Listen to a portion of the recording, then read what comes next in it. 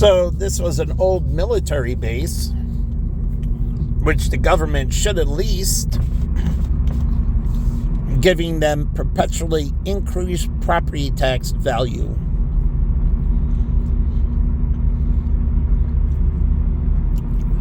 Now, the local government makes money, but leasing it, they would appreciate the lease payments with the value of the land.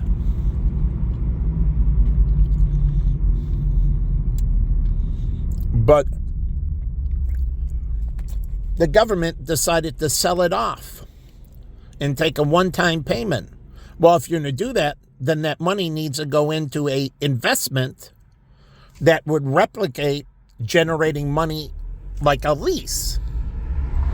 The money doesn't go into your pocket to spend.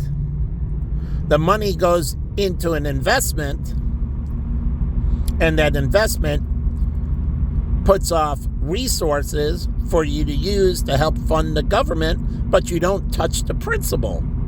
And the principal has to appreciate at least 2% for principal preservation. But you would like it to grow greater than inflation. And you would like the income to be greater. As the portfolio grows, the income it puts off would be greater.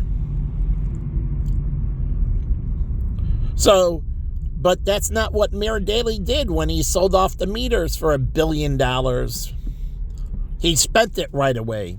Then he sold off the Skyway for $1 billion, and he spent it right away. That should have went into investments. $2 billion to be managed by institutional managers. Not going into the budget. They needed to wind down the budget, and they didn't.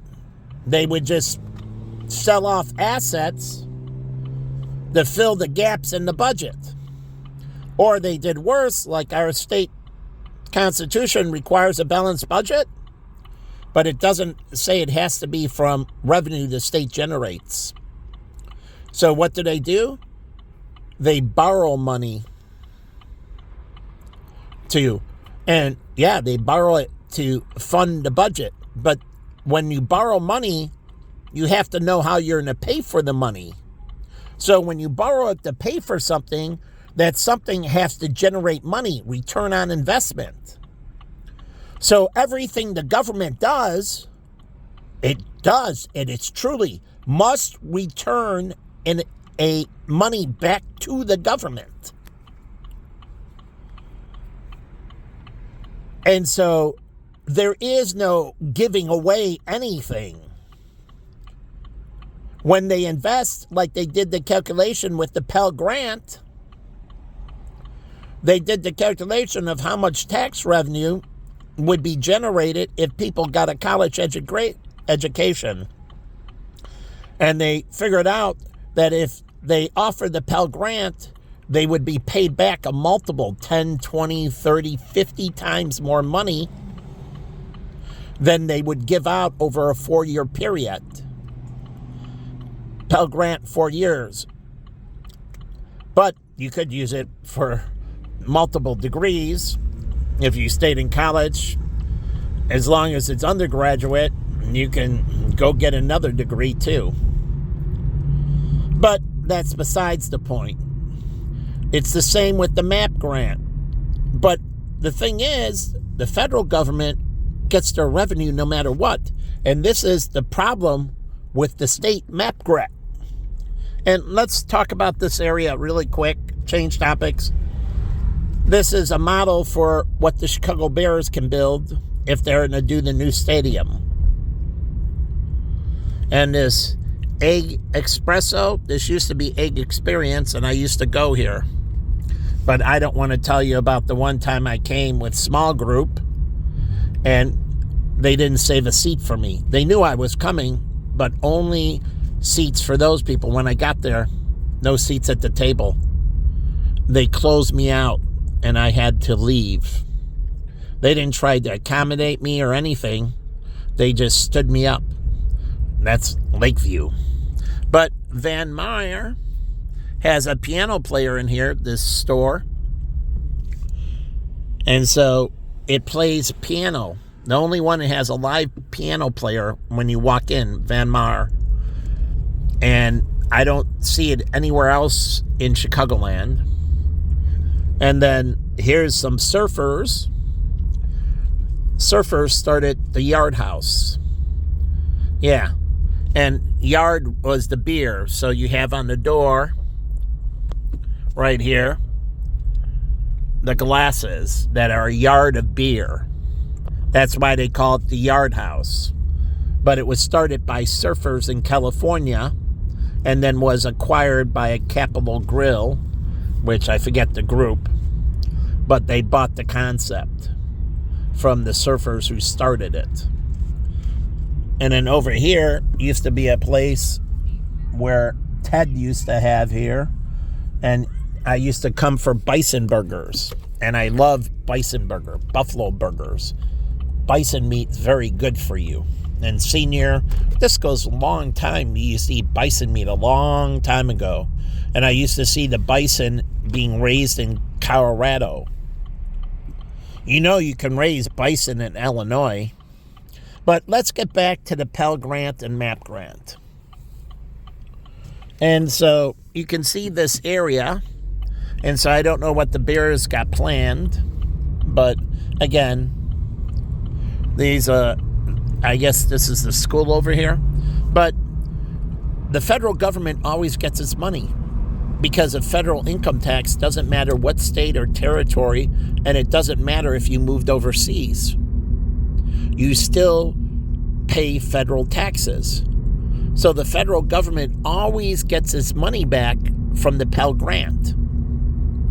Truly, through taxation. And because you got an education, you get a higher wage base.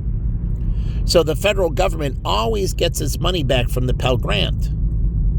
Not so with the state grants, like Illinois. So if somebody uses the MAP grant, there's no lockup period that you have to stay in Illinois for X amount of years, or if you leave before that, you have to pay the MAP grant back plus interest and penalties. So there should be a lockup period with the MAP grant. Because what happens is they come here, they get and use the MAP grant. I didn't use the state of Arizona grant to go to the University of Arizona. And even when I had in-state, I didn't have any state grant money. So I wasn't obligated to the state of Arizona. Because if I took state grant money, I would have been obligated. So when you have state grant money, they have to lock employers up if they're using it for their employees, that you have to stay in the state of Illinois. You can move locations, but you can't leave the state of Illinois.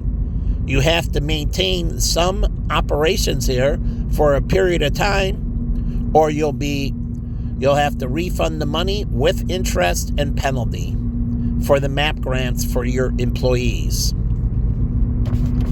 See, the state gets screwed, and that's why the MAP grant always runs out of money. Because the MAP grant never gets paid back. Because people come here, they get educations, they use the Pell Grant, which is federal. They get their money. It's guaranteed they get their money. And this is another reason why you can't have people changing citizenship. Because they're indebted and they must pay back their obligations. And part of it, if you use the Pell Grant, well, it could be that you can never relinquish your U.S. citizenship.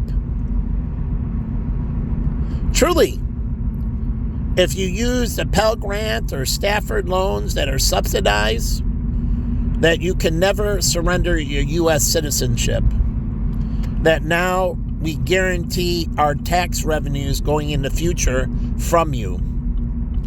you don't have to take them. Do it private financing. And this encourages private financing. That you won't take any government money and you'll go about private financing. But if you take government money, you're locked up. And you don't get to choose. And they also opened up the Home Depot, and they opened up Fields here, the Jeep and Dodge and Chrysler. And they opened up a Costco back there. But the whole point is, you're locked up. You take the money, and if you try to leave, then you have to pay a calculated interest, taxes, and penalty. So you can leave, but you have to be bought out. And so we have to project out your taxes all the way to you die based on life expectancy for your group, and then discount it back. And then we add taxes and penalties upon that. And then if you want to pay that off, then you can relinquish your U.S. citizenship. But if not, you can't. So you're locked up. Once you take government money, you can't go anywhere. And that's what they need to do with the state of Illinois with the grant resources and that. You have to stay in the state of Illinois for the next 10 or 20 years. And if you try to move, you'll be charged the money back plus interest and penalties. And the penalties can be substantial, like $50,000 or $100,000 penalty. And you can't move until you pay the penalty. No, we don't get the penalty on the back end. To be able to be eligible to move, you have to pay the penalty on the front end. And if you can't pay off the penalty on the front end, you can't leave. So it locks you in. Everything is due before you are eligible to leave. And if you can't, then you're obligated to stay. The state needs to stop getting screwed out of its money. But it's just not here. It's all the U.S. states. People, like businesses, come here and they take the economic credit. When a federal gives it to you, like the state of New York, they're giving you to move upstate the business. They're giving you credit. It's like Boeing came here. We gave them substantial tax credits. How can they move? We gave them a ton of credits. How can you move? They didn't charge them penalties and everything? You can't just pick up and move. We gave you all this tax-favored treatment, and we want all our money back with interest, present-day dollars, adjusted for inflation, giving us the money today, plus what we would have got, opportunity cost calculation, using it for something else. That's the interest, and then penalties on top of that. We gave Boeing an incredible tax package to come here. So how the hell was Boeing able to move? And this is what I mean about our politicians. People come in and they use these things in our country and they get wealthy like an immigrant. And they use these minority credits. And then they use them, they build their wealth, and then they leave the country. We're getting screwed, and you saw this, and I put it out, and no one knows on Facebook, but all the money we lost about people abandoning property and leaving this country, from real estate losses to all kinds of loan losses to credit card losses, you name it. They just abandoned it all and left. And this country got stuck holding literally trillions of dollars in bad debt that would never be repaid. That we got screwed by the minorities. As I showed you, the blacks went the most in bankruptcy after the first downturn. And after the first downturn, the blacks sued tremendously they sued Chase and all B of A, you name it. They sued all the banks for them predatory lending. So the blacks went bankrupt on all their debt, wrote it off, and then they got huge lawsuit settlements that lawyers did that brought more money. So they got to write off all their debt, their credit card debt, their house debt, their car debt, everything. They went, and I put out the statistics, and I don't care what they say now. I already did the numbers from before. And they sued across the board, driving incredible amounts of money back into them for all kinds of predatory lending. So they got a double bonus. They got to walk away on all their financial obligations. And this is what they do in the NFL. Do you know the NFL goes bankrupt more? All those athletes walking away on their financial obligations? Let me give you a true story. Robin Yount, who played for the Milwaukee Brewers, he did a $10 million or something signing bonus. That signing bonus went to pay off all his bad debt. He had bad investments, people that scammed him, and they did scam him, and he had these bad investments, and he didn't go bad on the obligations. He paid all his creditors. When he renegotiated his contract, when it came up, and he was a star center fielder, and I love Robin Yount for the Milwaukee Brewers. I used to watch Milwaukee baseball because of him. And he had to pay all his creditors. His bonus didn't go to him. He got a $10 million bonus, and it went and paid off all his bad debt, making whole all his creditors. But the NFL allows all these players to go belly up on their debt. The NFL, the NBA, and wiping out all their creditors. And then they start off right back to the top again, living incredibly luxurious lifestyles on their pensions and everything else. They get to keep all their money from the signing and everything else, and the creditors get screwed. Do you know this? Research it on how many professional athletes have screwed their creditors unbelievably. And then they get to write it all off. All their creditors get wiped out. And then they go and start charging $400 and $500 for an autograph and you name it, making a fortune right back to the top without a hiccup. They just get rid of all the bad debt. So we got to think about this as a country. When we give minorities or anyone, white people, it doesn't matter, that they're going to abandon us and abandon their tax obligation and abandon their property taxes and abandon their credit card obligations and other things. So I don't get it. They have to meet their obligations.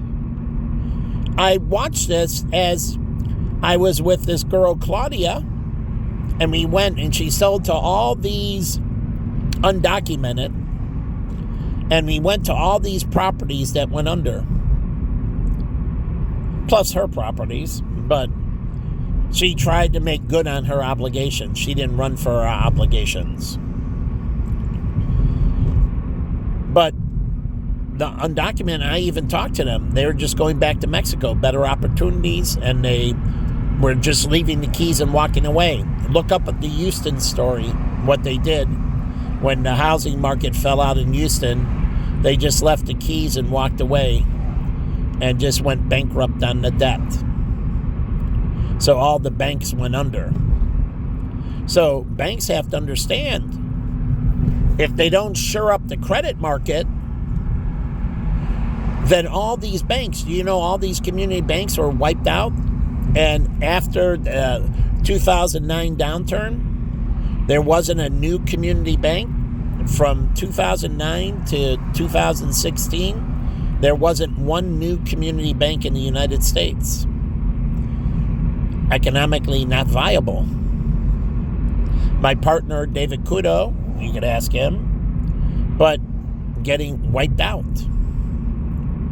So I don't get it. All these people wiping out and causing it. Do you know why you can't write off your student loans anymore? Because of what? Because people went bankrupt on them. So they found out they go to college, they spend, and this means law school, undergraduate, graduate, and they get $60, $100, $250 as a physician. And once they get out, what was their strategy? They would go bankrupt right away. So they owe $250,000 and they would go bankrupt. Before they got their job and everything, they would go bankrupt on the debt, and the court would write off $250,000 in debt for paying for a education for medical school and that. So their strategy was to go bankrupt right when they got out of college or grad school or medical school or out of residency, and they would use it to go bankrupt. So they no longer allow you to write off student loans in bankruptcy because people are using it as a strategy so they didn't have to pay back. I know personally because my brother did it as well. He got rid of all his student debt. Now, the government has a 20-year plan, and I can see that. 20 or 30-year plan, and if it doesn't pay off in 20 or 30 years, then the remainder is forgiven. I can see stretching it out for 20 or 30 years and then forgiving the debt. But that's 20 and 30 years down the road. And that means you're going to move up in income. And this is why I don't like under the table, because I had another friend, Michael. He had all kinds of law school debt. And to get out of paying, he would only take cash jobs. Only cash jobs. So he didn't report his income, so he didn't have to pay his student loans. He was getting out of paying his obligations. So I get to see how all these people work, and I get to see how they screw all their creditors.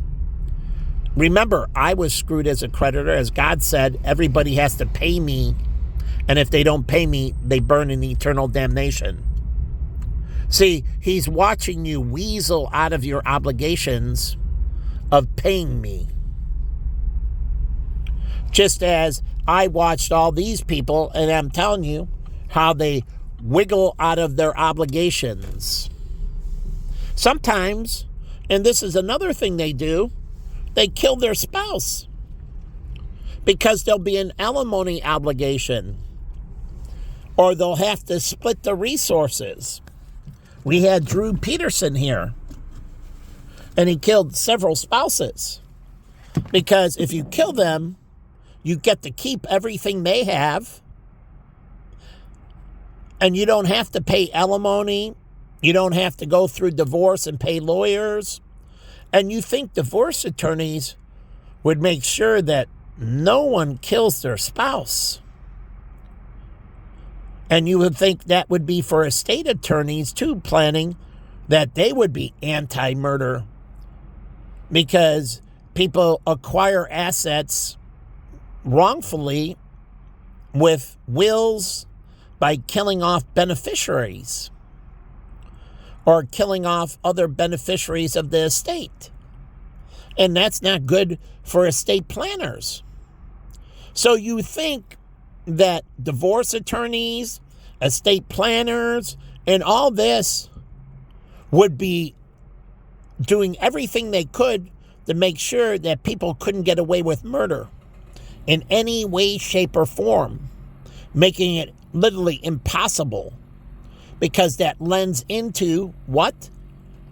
People wanting to do estate planning and everything, doing divorce, going through the court, and even going through the church. The church actually gets donations when you get annulments. You donate to the pastor. You donate to the church. And so the pastor generates money for the church by doing weddings and that. Things are donated.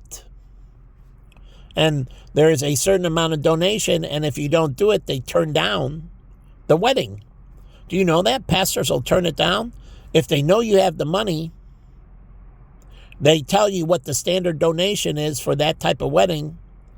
And if you don't meet the donation, they turn it down. They tell you, we're not doing the event for you. This is the customary and ordinary donation, and we need that donation. Now, it's a donation, but they tell you what the standard donation is. And a rabbi will do the same thing, and they'll turn down the wedding. Sorry, can't have it at the temple. Sorry, I can't do it for you at the house or at the banquet hall because I need to make my money. So do you know pastors do that? I know for a fact they do it. I know for a fact rabbis do it. And they tell you how much they need to get paid. And if you don't meet that, they turn you down. So you need to meet your obligations, being a good steward. So again, you think all these people would be against these negativities happening because it destroys their business. And so, again, all these people, it's in their best interest for people to stay alive, to pay their obligations.